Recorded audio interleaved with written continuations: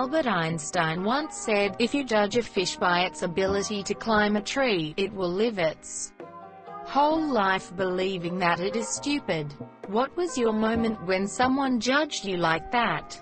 Not me, but my brother. When he was in elementary school, when grades are based on things other than test scores, the teacher noted on his report card that he needs to work on his skill at cutting with scissors. My brother is left-handed, and the scissors in the classroom were for right-handed people. I needed a performance art class for my degree. I took drawing. I made many mistakes and etiquette errors. Did you know you're not supposed to talk to the nude models? I didn't. It's also really frowned upon to request specific positions because you find drawing foreshortening quite challenging. Oh, also, I suck at drawing as it turns out. The professor wanted to give me a D. We had a chat. I told him I should be graded like I was a psych major with no talent whatsoever who did develop a number of technical improvements over the semester. I got an A. He said I should have taken debate instead because I clearly had a talent for that. I currently work at my local McDonald's. I'm 16, and since I live in Quebec, it's a French establishment. French is my third language, but I'm still constantly treated like I'm stupid when I don't completely understand. The worst part is, I'm very eloquent in my first and second language. Bulgarian and English. Public speaking and writing are my passions. But nobody at work thinks I could possibly be intelligent because I'm being judged on my fluency in my third language.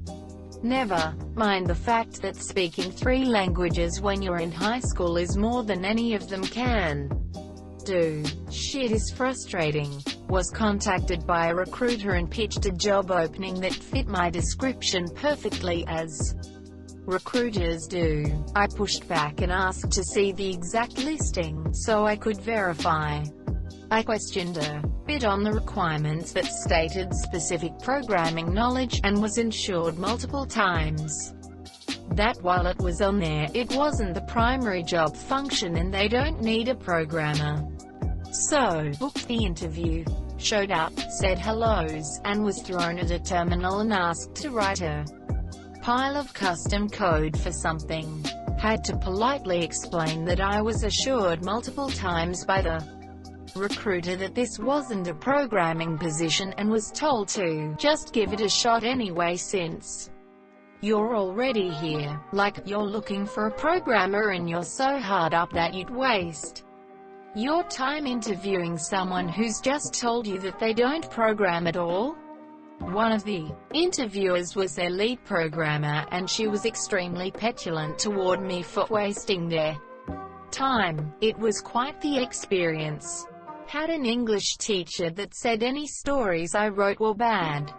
I thought that I'd done a good job on it, so I showed it to a different English teacher who said it was brilliant, but I needed to spell check it. Turns out the first teacher basically didn't read it, just saw the spelling errors. Several years later I got diagnosed with dyslexia. One teacher was intent on holding me back the first year in school, kindergarten, elementary, age 5, because I sucked at arts and crafts. The next year they let me skip a grade cause I already knew how to read and write, which I taught myself a year prior. They just didn't test it at the time and it wasn't part of the curriculum the first year. I used to play a lot of poker on my phone but never with real people. At one point I was up well over $1 million. Edit, not real money. One day I went to a convention and there was a charity poker game. Since a lot of time on the phone, the computer gives you your options and so on, I was excruciatingly awkward and came across as a bumbling idiot who didn't know what he was doing. This wasn't intentional, but it did work in my favor. I won a nice tablet that night. In high school I was really good at debate and aced all my government classes. However, I had to take a pottery class for an art credit. I sucked. Hardcore. My vase looked like some bees had taken crack before they built their hive. The teacher legitimately thought I was special needs. 2 years later, I was working retail to help put myself through college. I ran into the teacher one day. "It is so awesome you have a job. Good for you." I felt like Kevin Malone being patronized by Holly Flax. My mother loves to tell this story to her friends. In kindergarten we were learning penmanship and my teacher was telling us how to write our alphabet.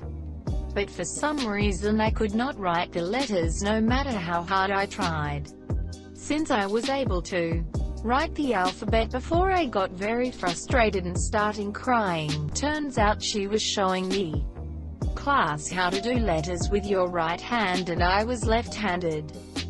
When I worked on farms I was a simple farm hand. No one thought much of me because I was the bottom of the totem pole, and one day a sheep was having trouble giving birth to her babies. No matter which way the vet and my boss turned her or helped her, she couldn't give birth. However, the night before, I watched a program on the TV where a woman had the exact same issue during her labor and they stood her up and she gave birth easily. So I helped the sheep to get as vertical as possible and the birth just happened in a snap and it was easy for her. No one questioned me after that and I was seen as the smartest of the farm hands. I was always told how bad sleeping in class was despite acking my classes, and teachers would complain to my parents about how much I slept.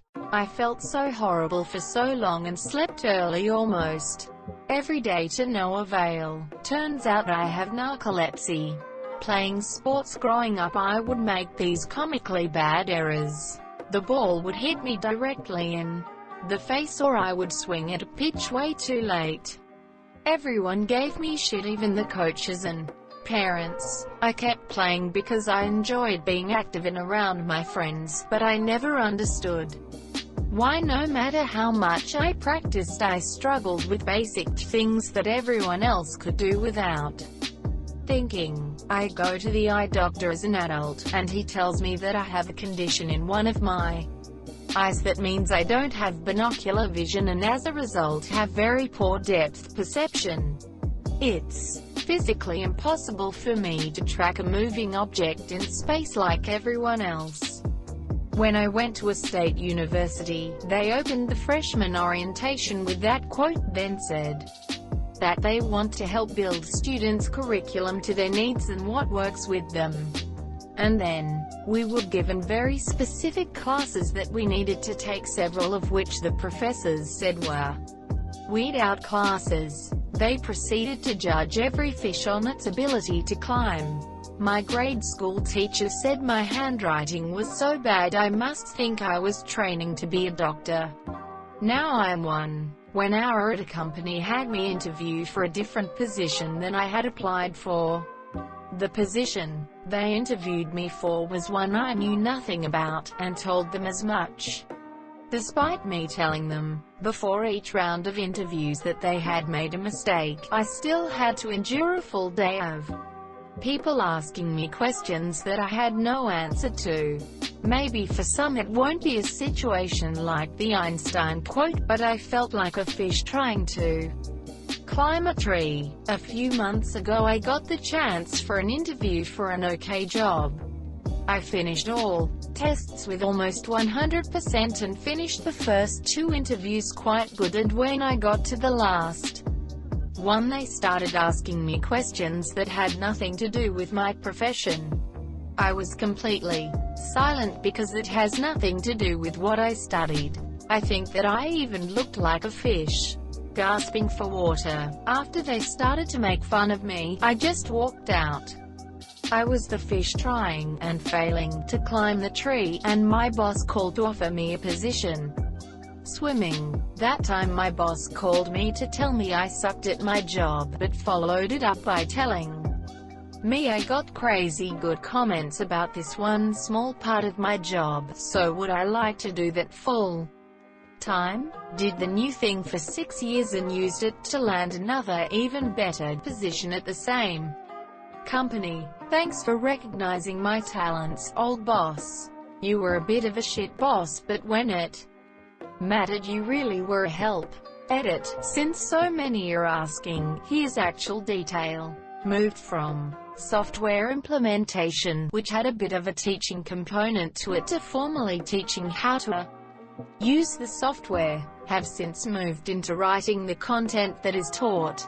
I mostly judged myself. My whole life I pressured myself to be just as smart as my dad and brother, who were phenomenal in math and engineering. My dad has an IQ of 138 and my brother always had A's and made the dean's list in post-secondary. The institution gave out entire cakes to those on the dean's list. I struggled so hard in math. I tried so hard, exponentially more than any other kid, because I felt like if I didn't get good at math, or any subject for that matter, then I wasn't smart. Always a C+B student. Because I wasn't good at something, I very much lived years feeling I was stupid. Then as I grew older I realized that my skills in art were actually worth something.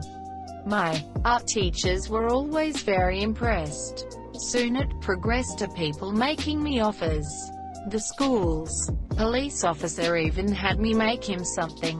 I had some artwork displayed at the city's airport, and when I expressed to my dad that I felt like there were no jobs for me on my degree, he said to try something else. I asked what, and he said art, which I thought was a little funny for the starving artist stereotype.